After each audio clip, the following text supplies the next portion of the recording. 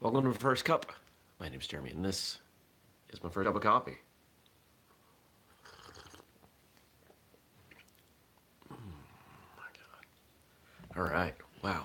So, there was no episode yesterday because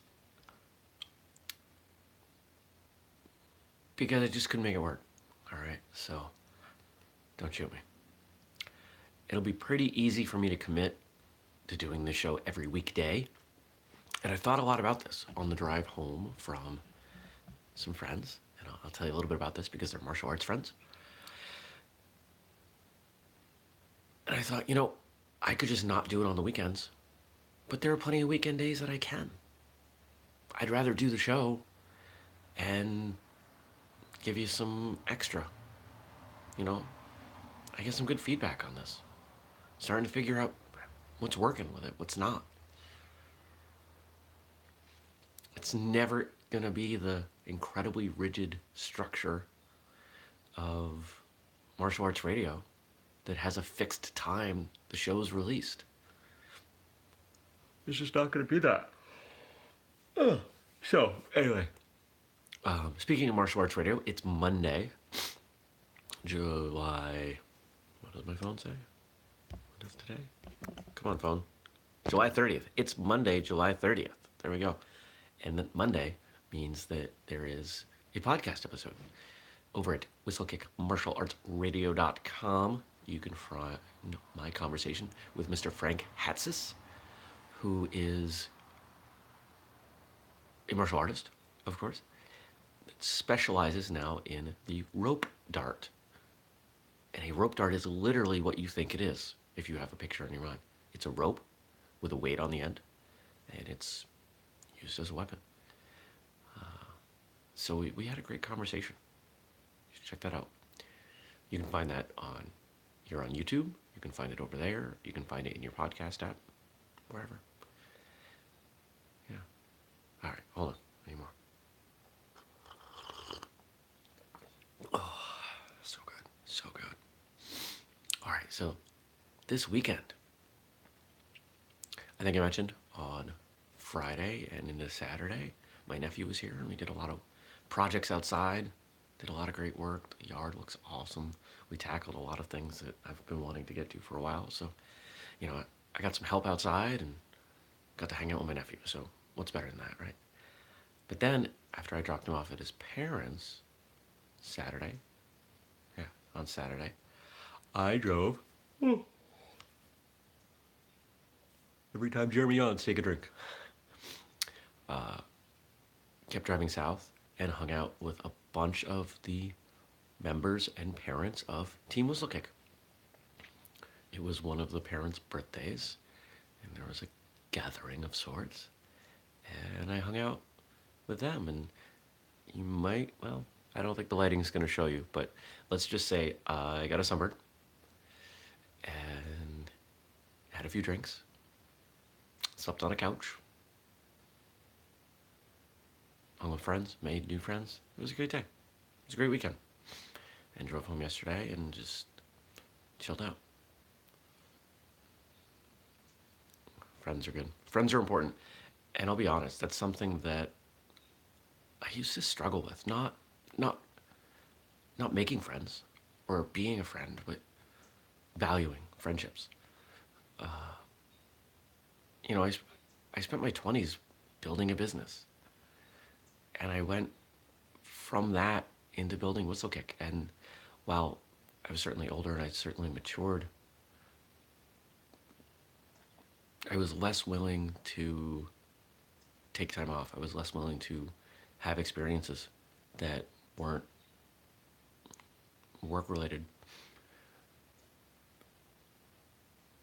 But I'm starting to see the value. I'm starting to understand why it's so important. And for most people, it seems obvious. It wasn't obvious to me. I was raised that you work really, really hard, and if there was more that you could do towards your goal and you didn't do it, that you were making the wrong choice. And my goals have always been professional. So to figure out that you can have both, that you can balance it, doesn't mean I'm going to abandon Whistlekick for the sake of making new friends or hanging out and going on vacation all the time or something. But it does mean that I'm figuring out what I need individually as a human being. And that feels nice.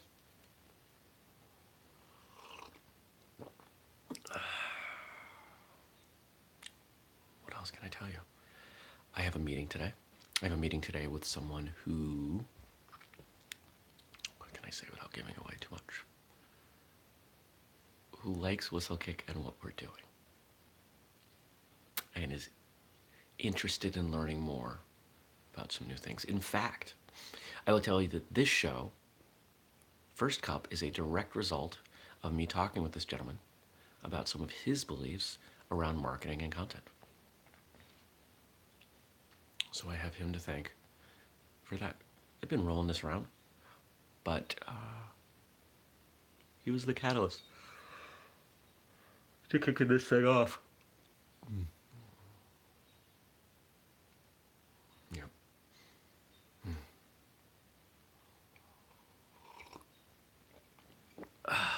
Coffee is so good. So,